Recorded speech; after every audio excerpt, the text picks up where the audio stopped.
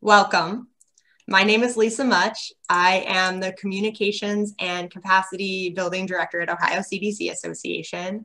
And this is how and why to develop a fundraising plan. And so we're really excited to welcome you all today. We hope this will be somewhat interactive. The session is being recorded. You will receive a copy of it by the end of the week.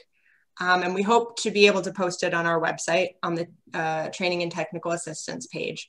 And so I just ask to the best that you can when you're not speaking that you can mute yourself just to eliminate background noise.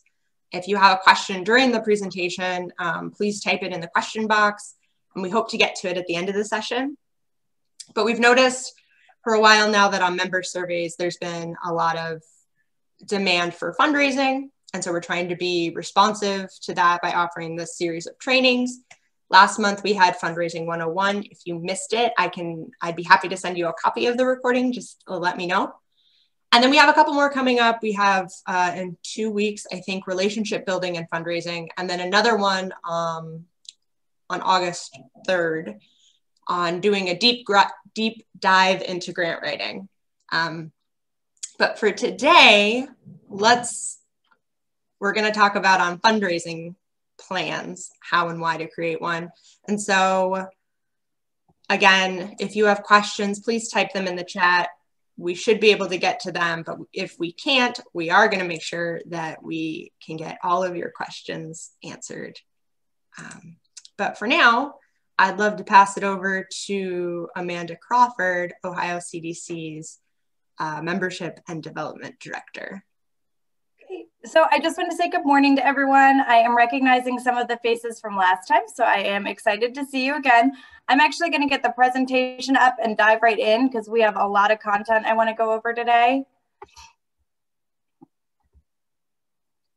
When I was putting this presentation together, so the series is how and why to develop a fundraising plan. And my initial thoughts, because you are all fundraising professionals in some capacity, whether you're new or you're seasoned and you've been doing this for a while, we all know development or a fundraising plan is really important. So when I talked about why, I wanted to just take a minute to sort of refresh us as to why it's important and how it keeps us on track.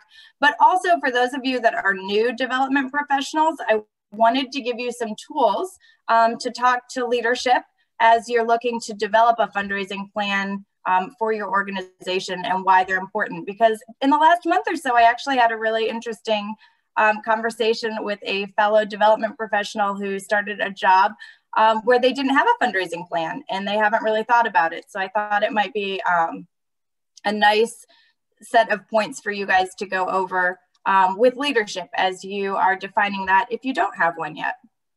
So we're going to dive right in. We are going to start with, hold on, apparently, there we go. We're going to start with why to develop a fundraising plan, and then we're going to work into the key elements of a fundraising plan. Why to develop a fundraising plan? I think one of those key pieces is focus. So when you have a fundraising plan, it provides you with a roadmap once you have all agreed on it. It's a step-by-step plan of what you need to do. It is a timeline of when you need to do it. And you're also planning out what those anticipated results are. I think in fundraising, and I know we talked about it a little bit in Fundraising 101, as the development professional, you are doing a lot of this work. But if you as a team are doing it well, everyone in your nonprofit on some level is touching fundraising. So having a fundraising plan that everyone can access allows you to have a unified approach and everyone is on the same page as you're moving forward. We are all nonprofits. We look at scarcity and resources pretty regularly. One of the things I think we see the most scarcity in is time and money. So when we're putting a fundraising plan together, it allows us to better allocate where the time and money resources we have can go to achieve our fundraising goals. And then also it really helps us to establish your financial goals and put together a step-by-step process on how you're going to achieve them. So it's really important to get clear on what those goals are. And then I've noted at the bottom, I think it's really important. Having a fundraising plan allows you to be very clear in what you're trying to attack. And it saves you from wasting resources, time, money, energy, both you and your team on the wrong strategies or putting effort in that may not lead to exactly the results you're looking for. And in nonprofit world, we are very small teams doing an awful lot of work. So I think that's really critical. Having a fundraising plan also allows you to avoid crisis mode. If any of you have been doing development for a little while, even if you're new, I am certain we have all experienced the crisis mode where we have a small team, we are all working on goals, and we all work together on different things. You get pulled over to a program project, you get pulled over to other projects. The year just really takes a lot of your time, and you all jump in together. But sometimes that means that fundraising can get pushed to the side a little bit because it's not the burning fire at this very moment. So having a fundraising plan allows your entire team and you to make sure that that fundraising stays on the agenda. It allows you to set some clear timelines. So as you get pulled in different directions, if you're a small team, to help keep things moving, you still have those deadlines, those timelines, those key pieces to refer back to make sure that you can do both and you can allocate time accordingly. It also really gives you confidence to work through that plan and know that you're going to see a goal at the end. Crisis mode, sometimes, I feel like we've all been there. It's October, you've gotten a lot of your goal, but you're not there yet. And now you are making calls, you're frantically scrambling, you're shooting the emails, you're doing all those things. When you have a plan and you're sticking to it, you can eliminate some of that and have some calm at the end of the year. There's still a lot of pressure, but if you're working the plan right, you've really laid the groundwork and you're in a different place. So I wanted to touch on this briefly. It also safeguards you as the development professional from the idea of the month fundraising. What do I mean by that? We have all had the experience where maybe you have a really active board member or your executive director, your leadership team really wants to help you in fundraising and they're so excited and they read a book or they saw an idea or they talked to someone at a meeting and they have this amazing idea for fundraising that they now want you to put into place today or this month or next week because it just sounded really fun. Sometimes those aren't the best ideas. Sometimes they're great ideas. But with a fundraising plan, it allows you to sit down with that individual or your team and to review, okay, this is what we've planned out for the year. This is where we're allocating our resources. What needs to come off this plan or what needs changed to fit this idea of the month in? So what it gives you as a tool is to say, hey, we're pretty limited on what we have going on. We're pretty limited on our resources. I would love to do this, but it provides that awareness. Something has to give in order to bring this in. We can't do it all. We don't have the ability to do it all.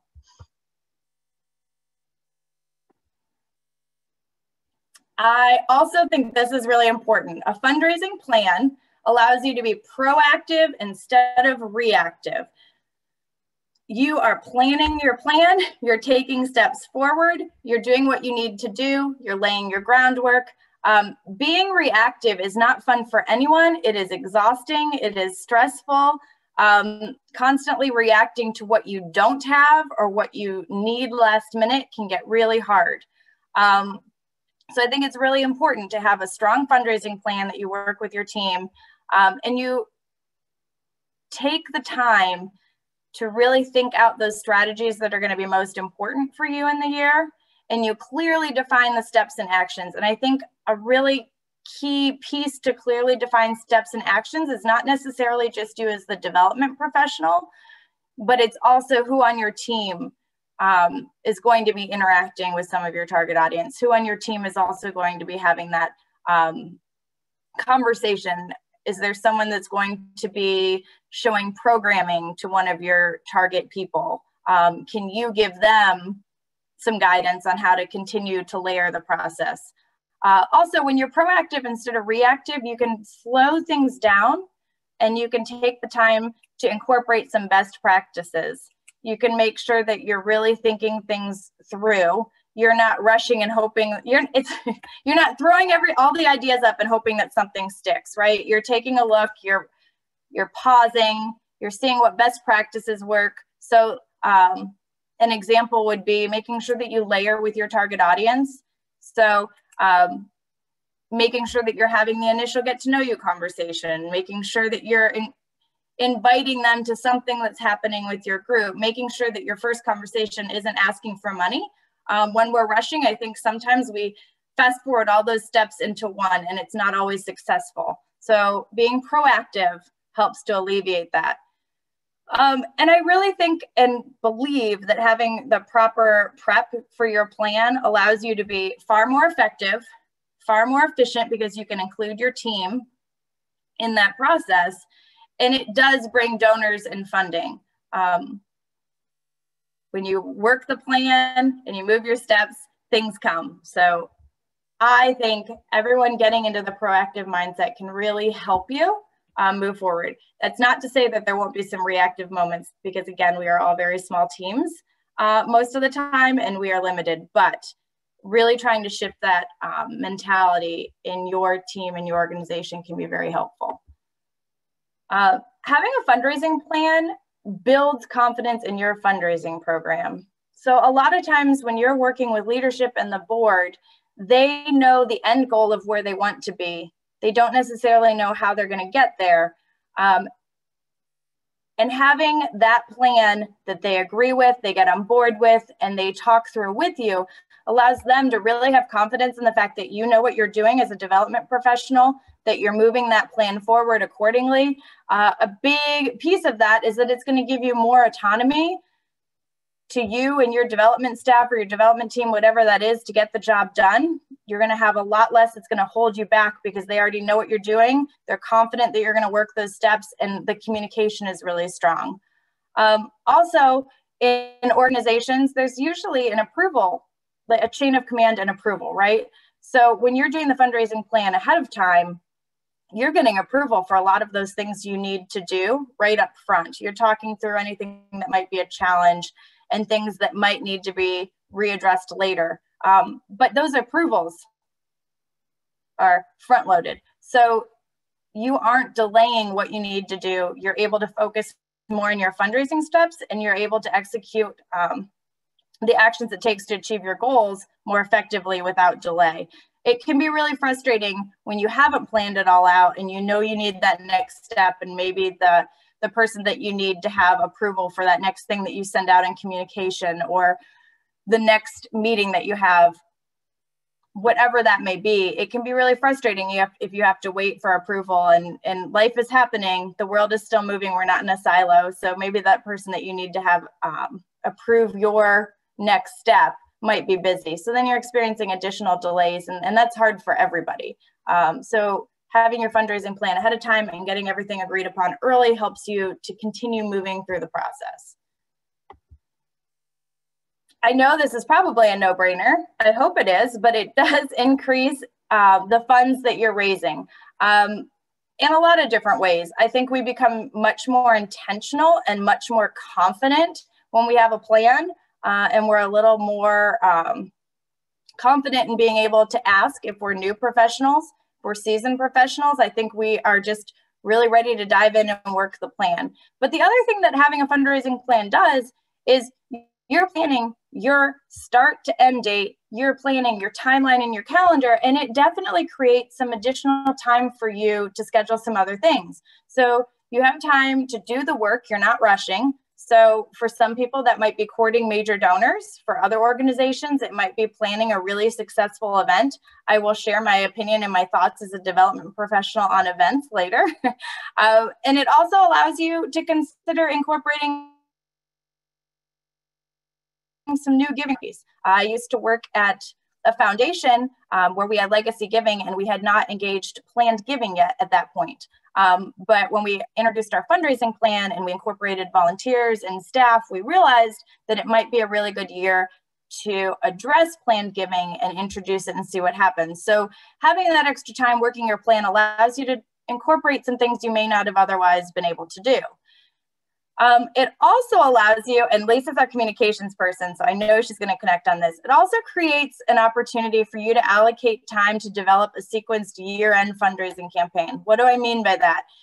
You can have a step-by-step with your communications. If your communications, because your organization is small, you're going to do that, but you can plan when you're going to send something out. So maybe it's the day of giving you send something out. Maybe we're sending communication over Thanksgiving, but you're sequencing that out. You know when you're going to hear from them. You're planning when you're going to follow up next. And there is a whole plan. So it's not December 1st and, oh, we didn't reach out to them yet. And so now we're going to send them all this stuff. And then we're going to do this big year-end push where we panic and we hope everyone, reads the email or the mailer or whatever we sent. And man, I hope they give us money.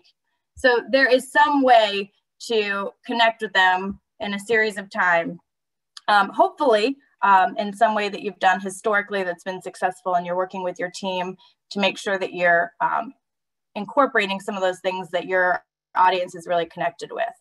It also creates flexibility to improve your process. And I think as development professionals, we can get really rushed. And we can be in a hurry to make sure that we're constantly talking to people. Also, development professionals, we love talking to people. So if we could talk to people all day long and not do any of the back end work, I think some of us would be really excited. But there are other pieces to that. So taking a look at your website, if any of you, this is just a note as I'm going through this, if any of you are interested, pull up your website, pretend you're a donor, and see if you can donate in 2 clicks. If you can't, reevaluate how your website is set up. Donating should be really easy. But with this flexibility and time, you can take a look at your website. You can look at your donation process and see how that can become easier for your donors. You can take a look at automating your thank you process. Yes, handwritten thank you notes are great. I think they're important. There is also the tax benefit and the information. And depending on the CRM management system you have, depending on the team you have, there are ways to automate that to make your life a little bit easier. So you know it's happening, but there's less work on your end up front to keep that moving. So those are just 2 examples. I could probably give you several more, but just taking a look at your process and making sure that you have time to connect with that and make it easier on you and your team. It creates opportunity to ask uncomfortable questions. How many of you take a look at some of the initiatives that you work on or some of the fundraising things that you have done forever? And the answer is because we've always done it that way. And it's usually an uncomfortable conversation or a question to ask. It's usually with leadership. It's usually with a bigger team. And we have to be real careful because we want to respect the work that's been done. We want to respect where everyone is, but we also want to make sure that we're moving our organization forward and taking a look at those things. So the fundraising plan, you can ask very calmly, very politically correct, very respectfully, why are we doing it this way? And you're able to take a look at all of your resources, your time, your money, and really dive into that and paint a bigger picture.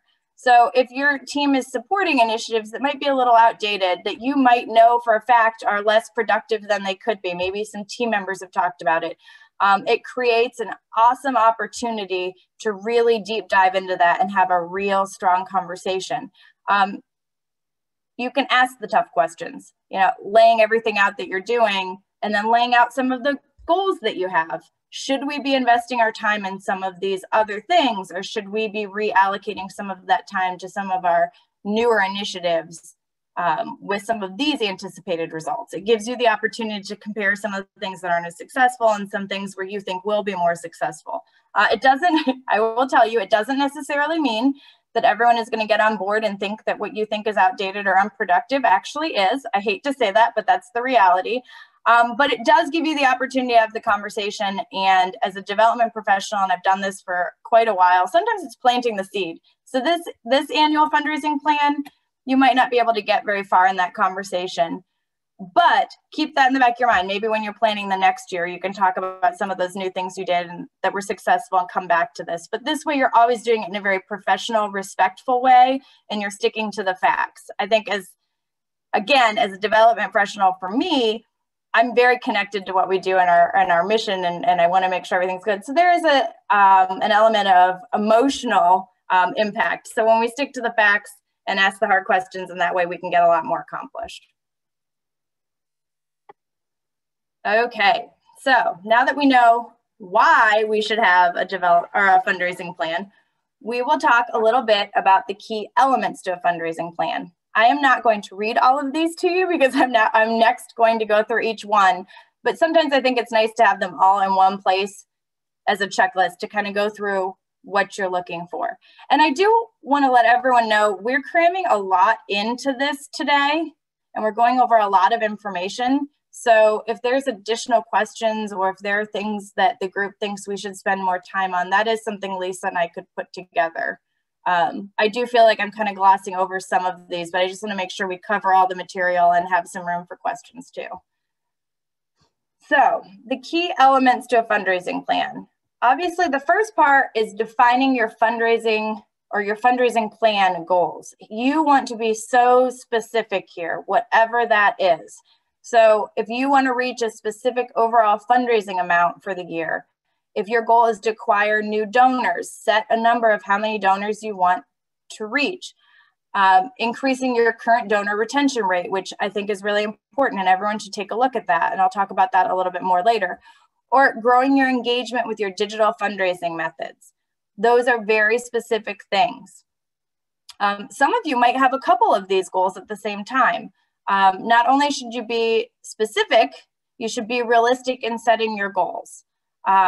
What I would hate to see is for you to set some really big goals, but maybe you have limited resources and you're not going to have as much time to achieve them as you thought you did. So just be very specific and be very realistic about what you can accomplish, time and resources for the year.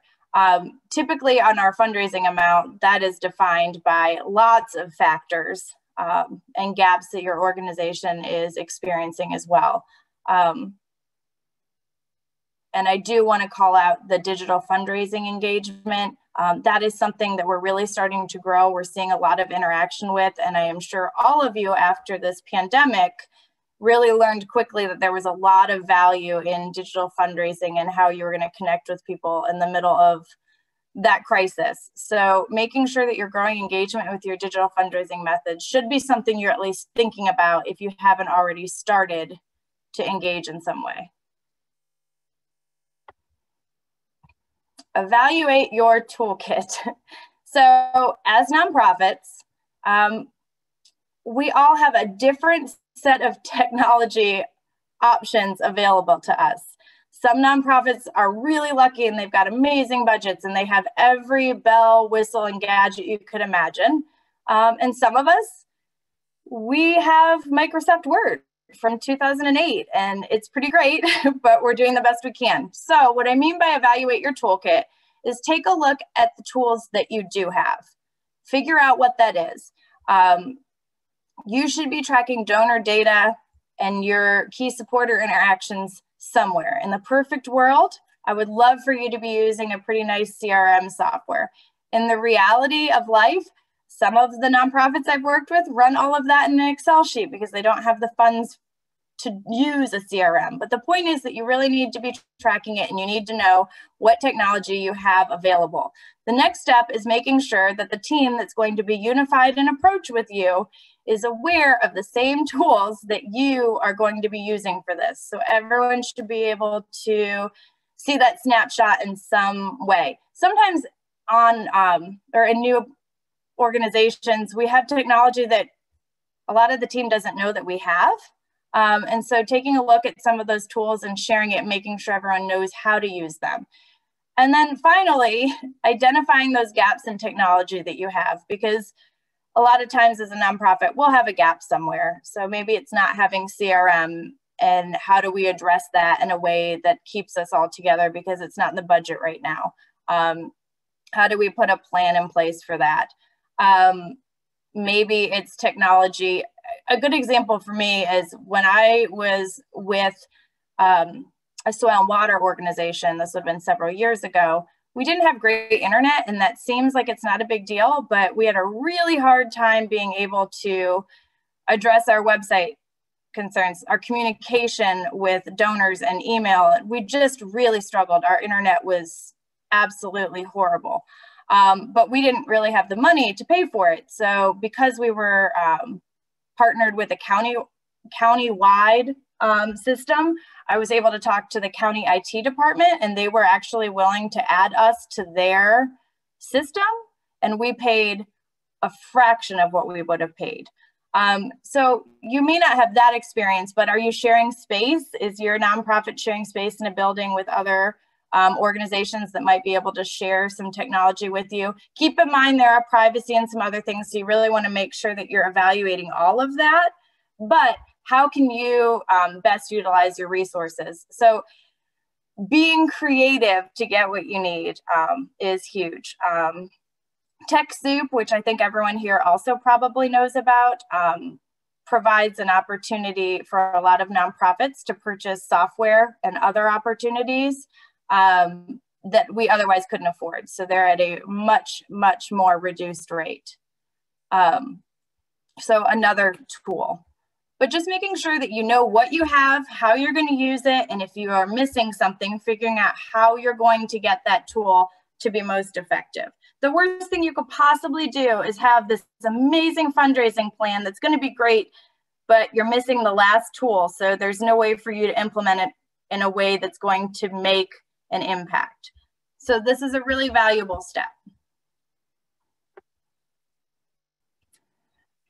It's important always to identify your audience, right? And I think everyone should take a minute with this because it's going to be different every time. So for instance, with Ohio CDC, we don't deal a lot with individual giving right now. That is not something that is a big piece of our fundraising plan. It's something that we may introduce later, but it's not right now. So individuals would not be one of our key audiences that we're trying to connect with, but your organization might be. Individuals might be a pretty significant part of how your fundraising plan and your makeup connects to reach your goals. But it's not just individuals, right? So you're taking a look at major donors, if you have them. Major donors means something different to everyone else or to every organization. So I've worked in organizations where major donors were anywhere from $1,000 to $5,000. And I've worked at organizations where major donors were, $100,000 and up. So defining your major donors and what that looks like to you is important. The other audiences that you're going to be looking at too are nonprofit grants. And when we talk about relationship building at the next thing, I will talk about this more, but taking a look at those foundations and the other places providing grants to you, that is an audience as well. And how are you going to communicate with them effectively to carry your fundraising plan forward? And finally, corporate giving, also an audience. And each of those audiences are going to be slightly different. You're going to communicate with them differently. So just making sure you know all of your audiences and making sure that you have a communication strategy within your fundraising plan in some capacity, identifying who's talking to them, what the important goals are with that relationship, etc. You also really want to review the data of your previous supporters. So take a look at who your supporters were the last year, the last 2 years, the last 5 years, and make sure that is influencing how you address your communication. Take a look at your past fundraising efforts when you're taking a look at your audience. What did your audience really connect with? How can you duplicate that with some new, fresh take on that? What did you send out that no one responded to? You got no response. No one even connected with it. Don't do that again. Make sure that you are taking a look and whatever you're coming up with doesn't even mirror the thing that didn't work, because you already have a lot of data that says, hey, they didn't connect with that approach. So make sure that you pay attention to those. None of us want to, because it stings, because you thought it was this really great way to connect with people and no one did. But that's a huge learning, and sometimes trial and error really makes your life easier the next time around. And really talk about some of the challenges you experienced in connecting with your audiences, because that will definitely impact how you address them this year, because you will have learned something last year, whether you know it or not. So really take the time to dive into some of the past things, successes, challenges. And take a look at all of that feedback and let that inform you and your team on your digital strategy with this information. And if you don't have a digital strategy, and I can't imagine that anyone on this call doesn't, you really should take a look at having one. I'm going to say it a lot because after COVID, I think we really learned that there has to be several different ways to connect with people.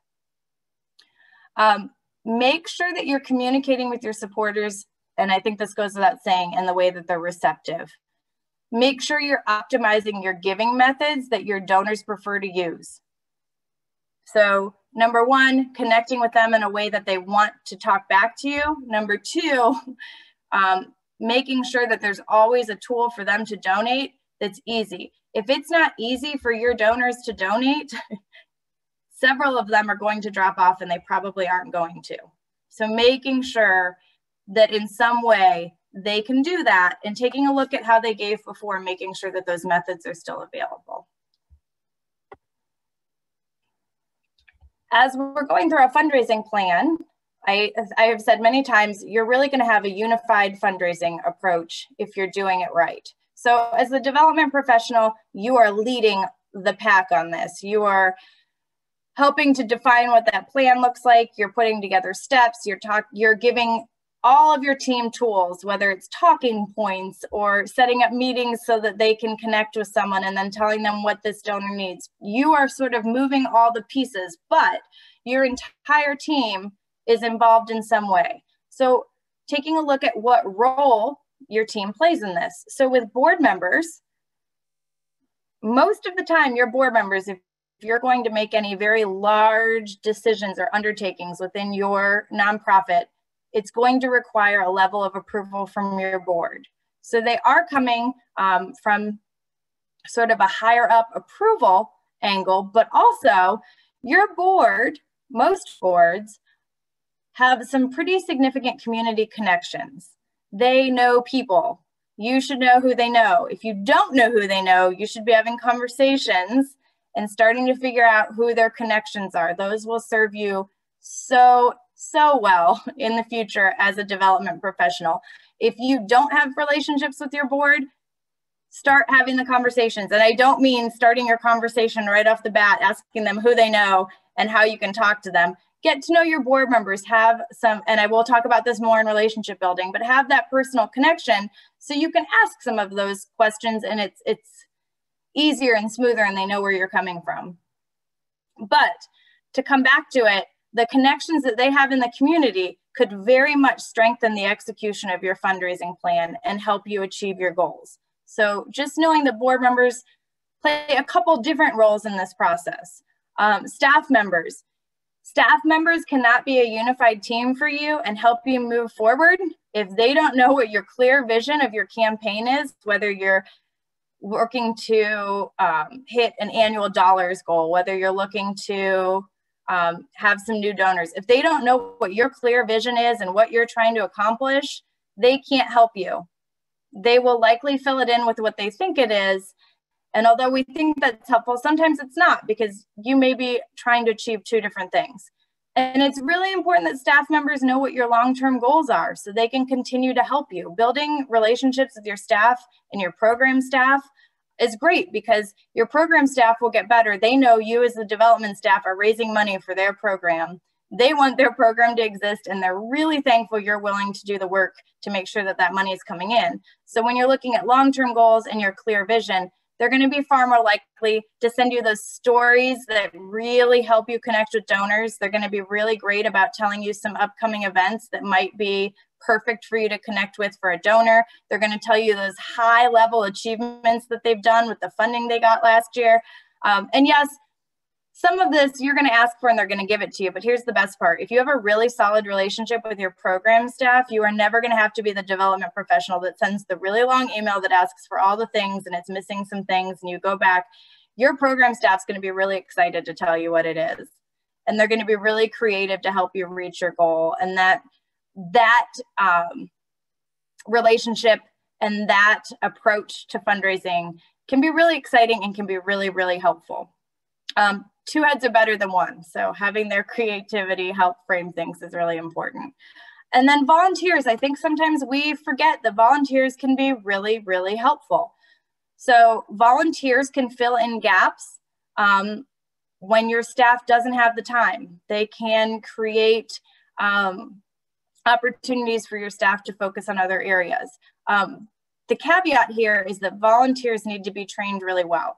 Volunteers often have a lot of passion for your organization and what they do, but they don't necessarily have the tools yet on how to best share that. So as a development professional, you should always be sharing some really great stories with them, some talking points with them. And also when we're using them to create additional time for staff, it should be on activities that are not something that would require a staff person. So sometimes it's data entry, although as a data entry lover, I have a really hard time with volunteers entering data because it's really hard to train them to make sure that's entered exactly the way your organization needs. But they can help with paperwork, they can answer phone calls, they can put together packages for your upcoming event. Volunteers can help a lot that creates more time with your staff and you to focus on other things. They also, by doing that, connect even further with your mission, love what you do even more, and become a really great promoter of what you do. So those are the three key pieces that you really need to be interacting with on as you plan your fundraising plan and as you execute it, to make sure that all of those steps are being covered and all of your tools, which sometimes are people, are being utilized to the best of their ability. Calendar outline. I have learned many times over in working with nonprofits, not everyone has a clearly defined calendar of their fundraising plan, what they're doing, and that can be so challenging to know where you're going. For your team to be on board with you, they need to know check-in points. Loose deadlines are really hard. I think it is human nature. If we don't have a firm deadline, we will continue as people to push off some of those things and to address the hard deadlines first. It is just human nature. And when you've got a really large list of things to do, that's how we address them. So when you have your fundraising plan, having those key check-ins, those key timeline dates are critical to make sure that you're all on board. And it's the best way to set your team up for success. They know what you need from them, they know when you need it from them, and they can get that done for you.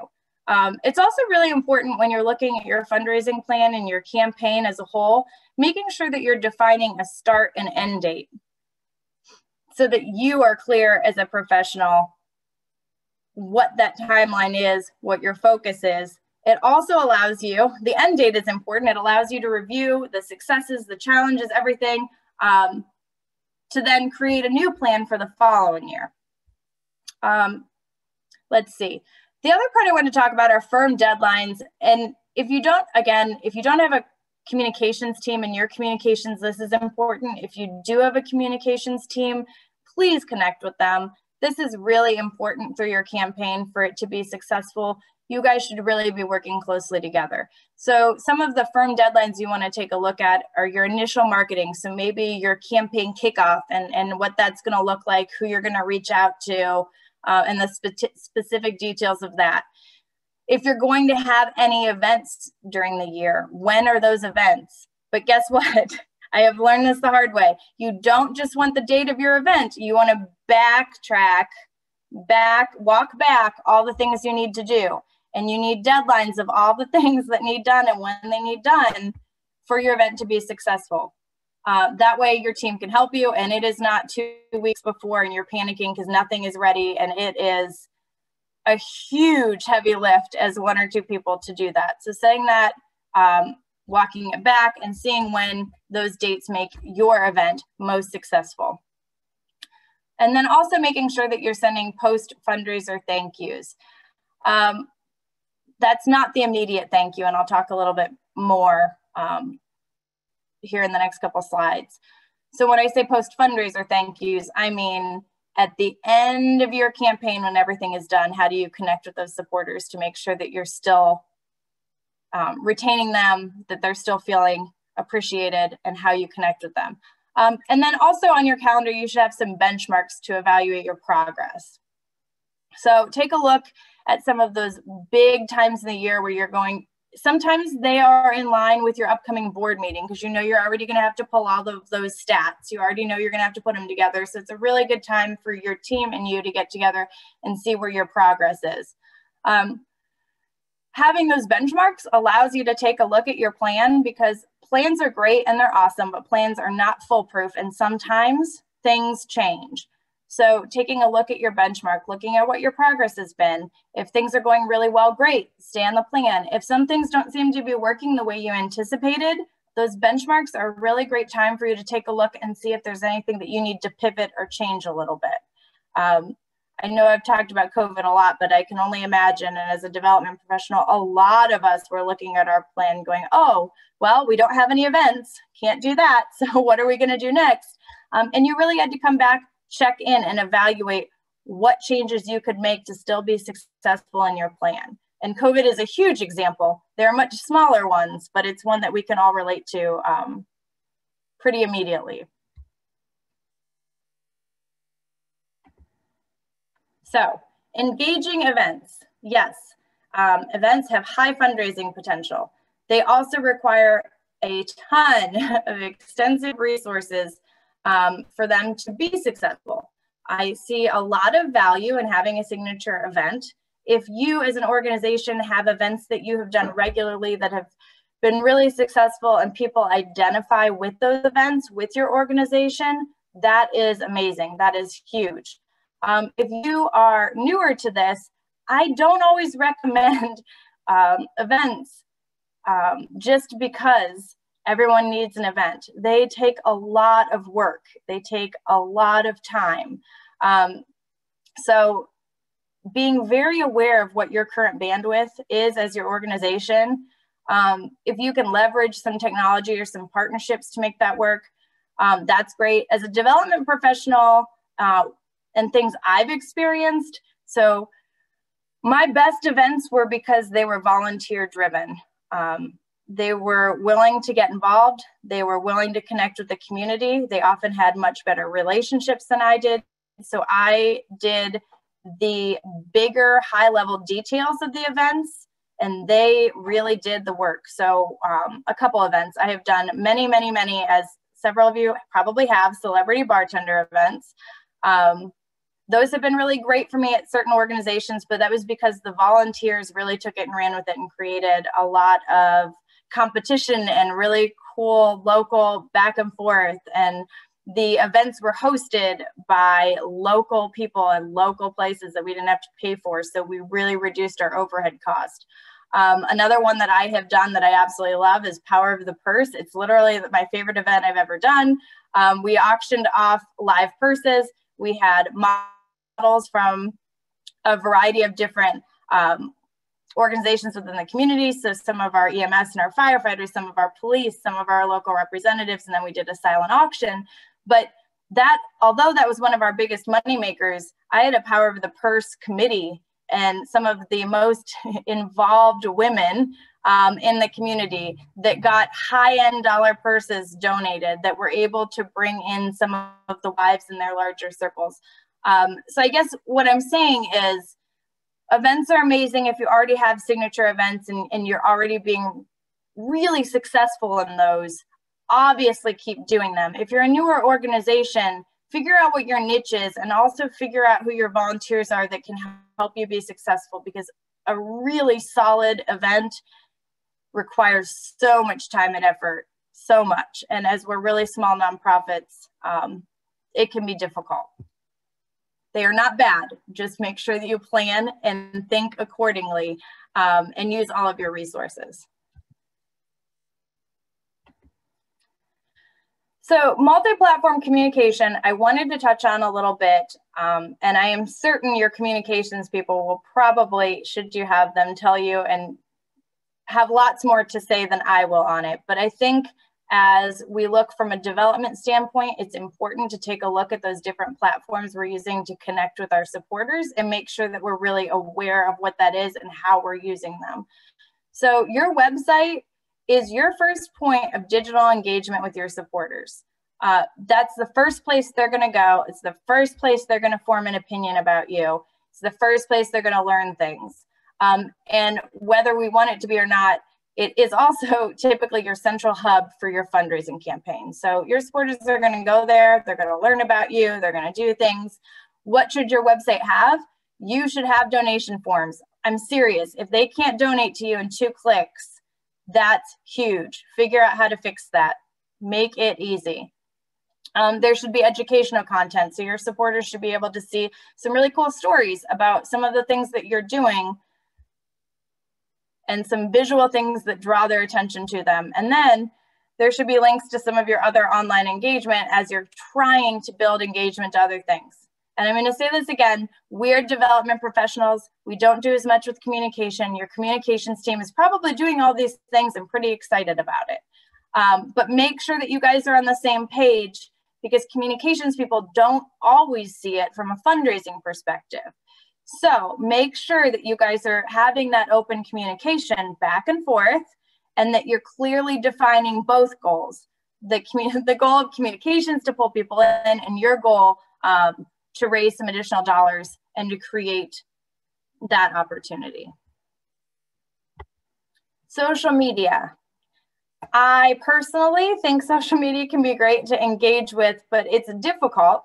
What is so interesting and not interesting at the same time is that it was the top trending method of donor engagement in 2020. So in the middle of the pandemic, when no one could do anything, social media became one of the top trending donor engagement tools. So if you were already on social media and you were already having those relationships with your supporters in some way, you were doing okay. If you were a smaller organization that hadn't really necessarily cracked that code yet, it was a little harder.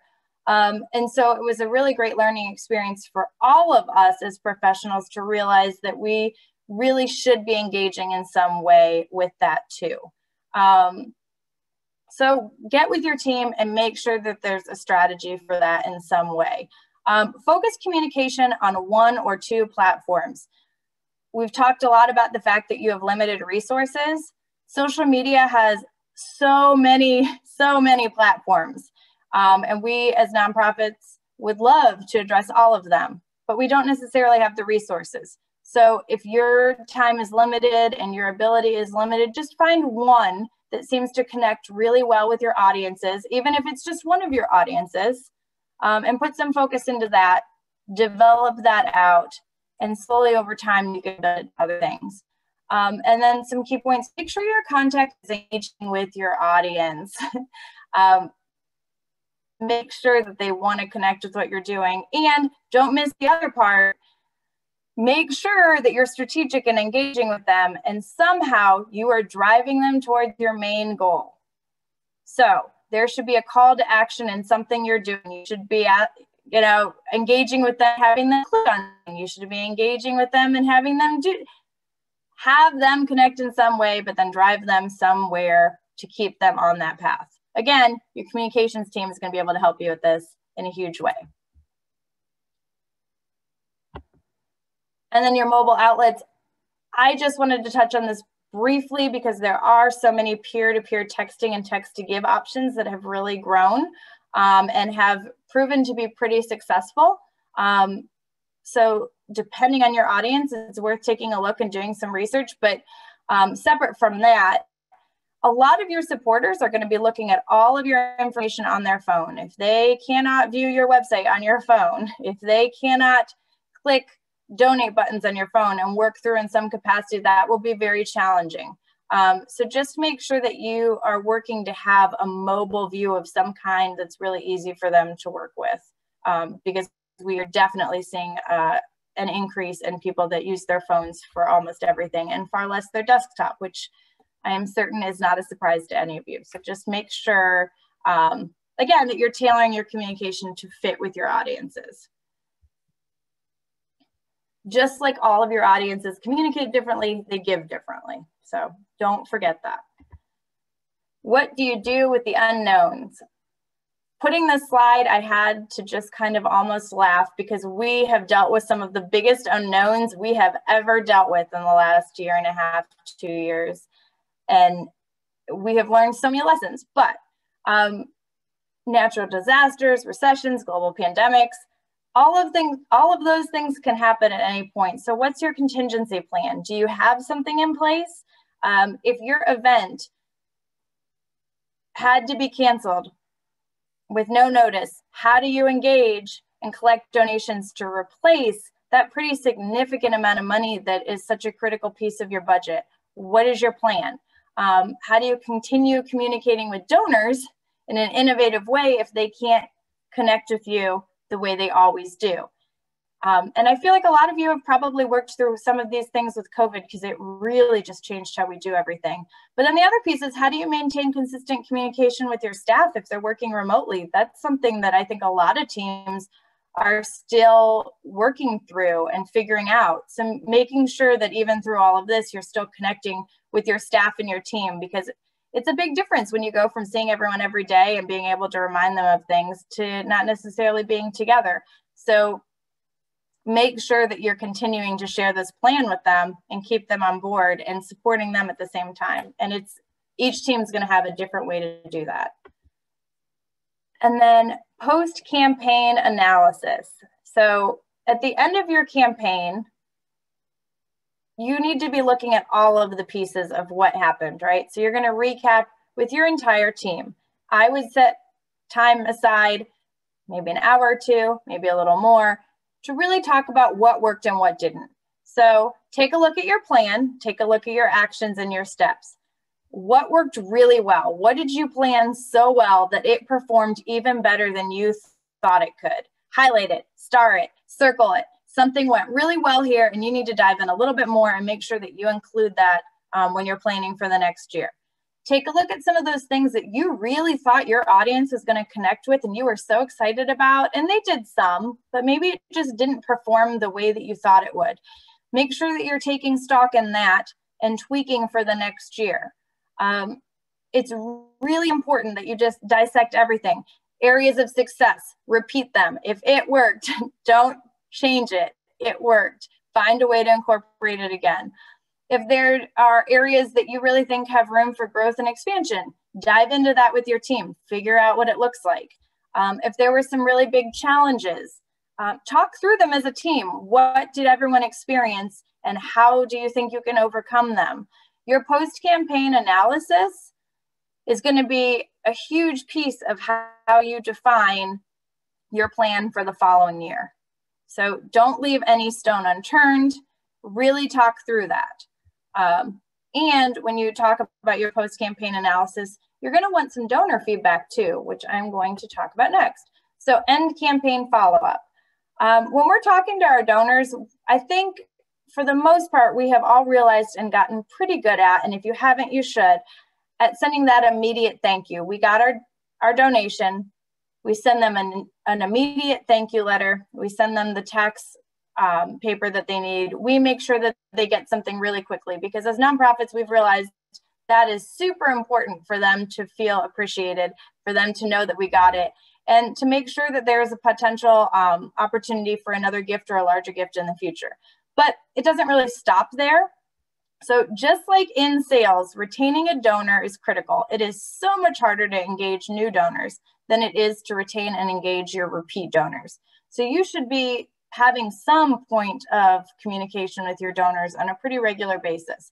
You're going to want to go beyond the initial thank you at the end of your campaign. So at the end of the campaign, you're going to want to thank donors for their participation. You want them to know what you were able to accomplish based on what they gave you. So what really great accomplishments did your program team have because we were able to achieve our fundraising goal? What really amazing things did your organization do that set you apart? Share these milestones, share the excitement with them, but also invite feedback. What was your experience with the campaign? What was your experience with what our organization is doing? Get their feedback. You know, we really liked that you gave us the opportunity to text to give. It made it super easy and I didn't have to think about it. Or, you know, I went to your website and I had to go through several pages before I could give. And I did because I really value your organization, but it was really hard. And everything in the middle. I gave, but I didn't hear back right away, or I gave and I received a thank you from you, and then your program staff sent me this really cool picture of, what this did for the program. And find out what they connected with, find out what their challenges were, and make sure that that's part of your recap with your team on how you are looking at how things worked and how you're going to plan out the following year. And you're also doing a really big thing when you do the end campaign follow-up. You're demonstrating that even though it's been a whole year and they might have given in March, that you remember their contribution and that you're still really thankful for it. And their opinion matters when you get their feedback. So you're really letting them know that they're important. And I think it's a critical piece in retaining and engaging your donors.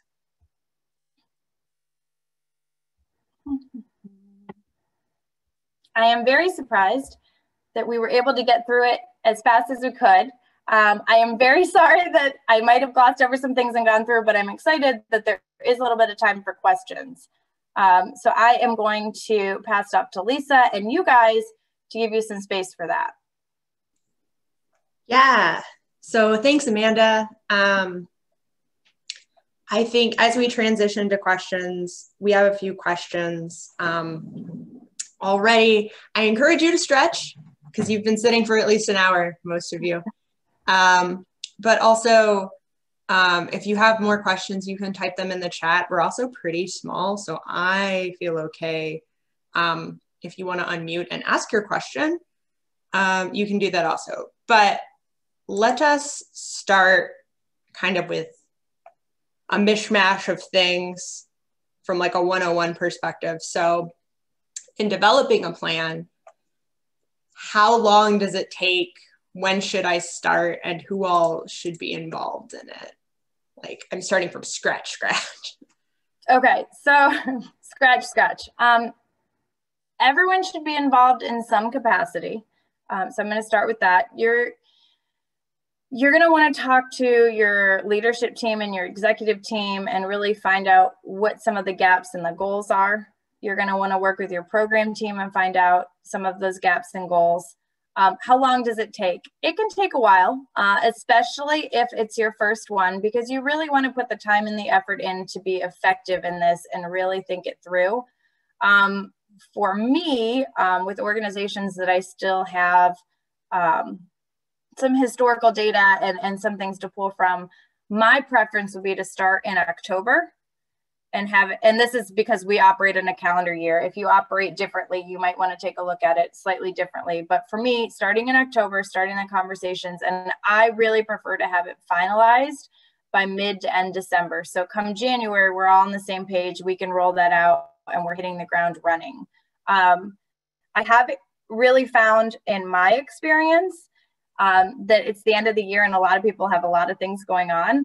So you have to be a little vocal and you have to be very persistent in getting some of those things set up as the development professional, because it is really easy to have other things take over. So making sure that you're planning around some other things, making sure that you're asking the questions, and also, and I will say this every single time, making sure that you're prepared in some way when you do have those meetings. So I would not recommend going in with a blank slate to those meetings with no ideas as a development professional, because that can be really overwhelming to the people that you're working with, and it's really hard for them. If you're starting from a blank slate, like you mentioned, it could literally be as simple as just talking about your fundraising goal and asking some of the questions about that, but having structured questions and information on what they need and being able to communicate that information to them in a good way. And then when you do have all that information as the development professional, I would recommend making sure that you put it into some version draft of a plan to review. Lisa's mentioned the AFP a lot in Fundraising 101. They have some pretty amazing resources. Also, one of the things that has helped me a ton in my career when you're new, find those development professionals in your space that are similar to your organization and start the conversations, build the relationships. You will learn so much from them. and your seasoned development professionals are amazing. Ask the questions. Don't think everything is perfect. It's not. They know it's not. And a lot of times if you're struggling and ask the question, they've done it. They've had that experience and they can give you some insights. So there's definitely some mentoring in the development world that I think can be really helpful too. Thanks. Claire, I don't want to put you on the spot, but you did come on camera when we came to the Q&A. So if you do have a question, I welcome you to ask it. But if not, that's totally fine. I have other questions.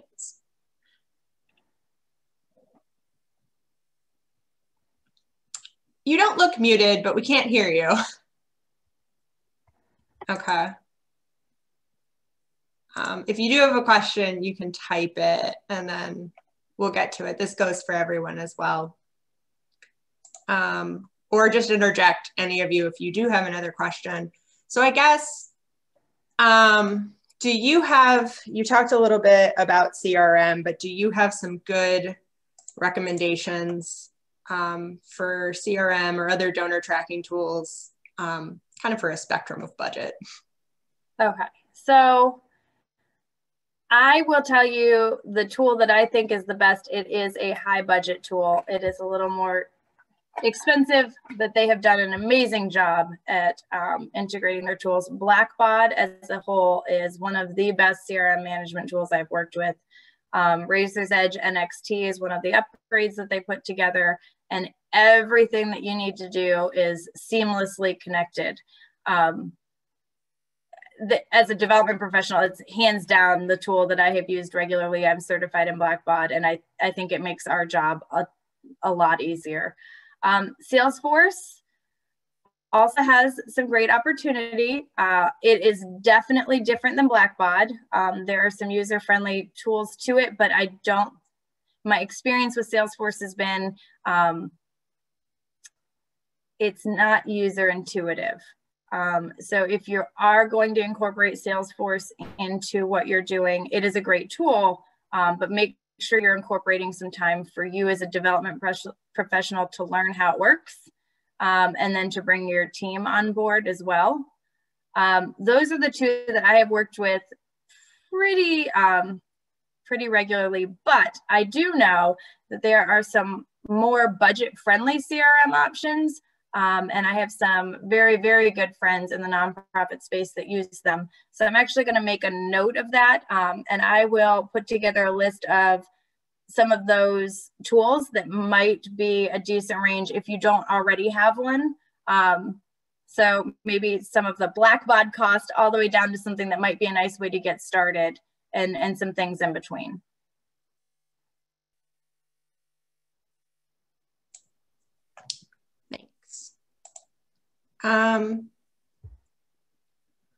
What is the best way, do you think, to determine a fundraising goal? Okay, so when you're determining a fundraising goal, there are several things you're going to want to look at. For me, the first thing you're going to want to look at is you're going to get with your executive team, you're going to get with your finance team, and you're going to take a look at what you've already got on the books. This is if you are already an operating organization. So you're going to see what you've already been approved for. You're going to see where your donations are. You're going to look at everything you already have, and then you're going to take a look with the team and see where those gaps are and what you need. And then you're going to break down how you're going to accomplish that and what opportunities you have. So it might be that there are some grants coming up that are a really strong fit for you guys. And so you're going to apply for X, Y, and Z grant to address one of these gaps. There might be a different gap where you have some major donors that are really interested, and you know that you're going to lay down that groundwork. Some of you may, as Ohio CDC Association does, one of our pieces is a membership goal. So taking a look at that, but figuring out what you have and what you need to set that goal. And you can usually do that fairly early on. If you're new to this space and you don't have a lot to go on and you're really starting out, you need to take a look first at what you need to get going. So have that initial budget set up for yourself, and then take a look at what opportunities you have to get some of that money, whether it be grant funding, maybe whether it be corporate giving, whether it be individual donors. When you're first starting out, make sure you're really realistic with yourself on what that looks like, and accept that you're going to be growing over time. Thanks. Again, if you have more questions, type them in or interject from me. But I'll give you a kind of what I think is a preemptive question that's a little bit of a leftover from the Fundraising 101 last month, which is, so we did this today, right? We did this event, this training. Everybody now is equipped with a list of whys for a fundraising plan that, assuming maybe your org doesn't have a fundraising plan, you are ready, you can go to executive leadership, you can make it happen.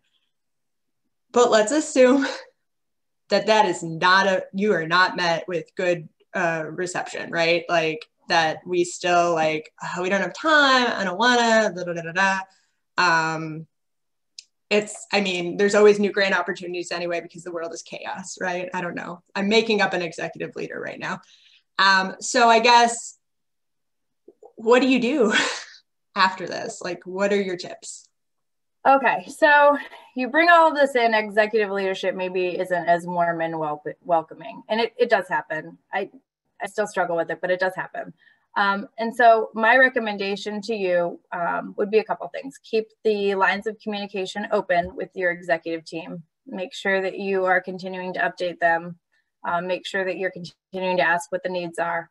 But you still need a fundraising plan as a development professional to follow through. So you may have a slightly different plan, and it might be more like an individual one where you break down your own personal goals and you bring people in. Maybe you're not at that point where you can really pull in the whole team to the degree that we talked about today. But to be successful as a development professional, you have to have at least somewhat of a plan to know what you're working towards. The other thing that I would do is I would have a clear plan for myself.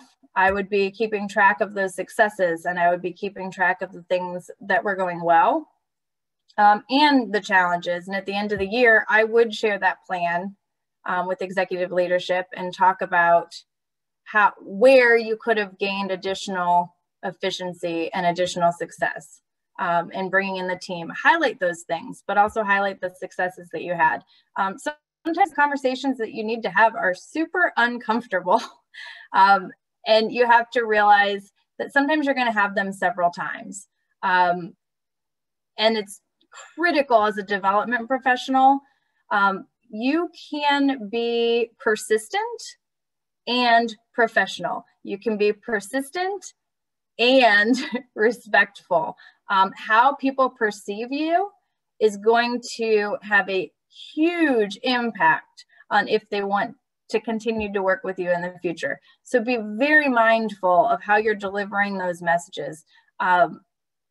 I say things this is going to sound silly, but if I have a really great colleague that I'm close to, I'll run through some of the things I'm going to talk to with our executive leadership beforehand. And I want honest feedback, like, that made me feel a little defensive. I know that's not how you meant it, but it seemed like a little aggressive. Or, well, maybe you could say it this way to change how it's received. If you don't have a colleague you can do that with, you can do it with your partner or a friend, or they don't have to know necessarily the development world. What you're looking for is a way how you're coming off and how it's being perceived and how someone's reading you.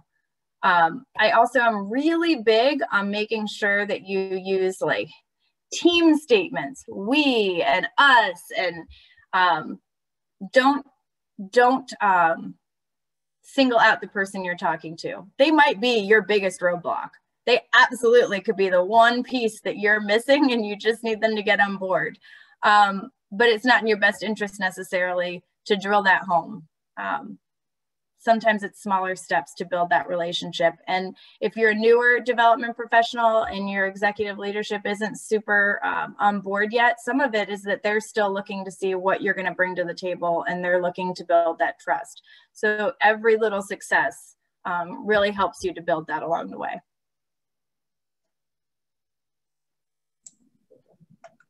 Thanks. So I don't see any more questions. I can talk slowly in case somebody wants to interrupt me. I will use this opportunity in our last lingering minutes to, speaking of events, put a promo out for our annual conference, which is 3 months from today. October 6th through the 8th in Youngstown. There's going to be some hybrid options if you can't join us in Youngstown, that some of it will be streamed. We're still figuring out what that looks like, but hopefully we can see you in some capacity in October for our conference. It's wild. Fall is almost here, guys. We're in the middle of summer.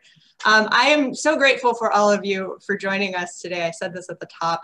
I really thought that we would be observing the 4th of July last Friday when I scheduled this a couple months ago. So I didn't expect to be scheduling effectively a Monday at 10 a.m. training. So thank you for all of you that showed up. And hopefully I don't make that mistake in the future. I will be sending out the recording of this to each of you that registered by the end of the week, along with some other resources that were referenced today. And then the slides, obviously. But in the meantime, if you have any questions, please do not hesitate to reach out to Amanda or myself. Hopefully we'll see you in 2 weeks for relationship building. And then again, in about a month for a grant writing session. And with that, I hope you all have a wonderful rest of your day, and we'll talk soon. Bye, guys.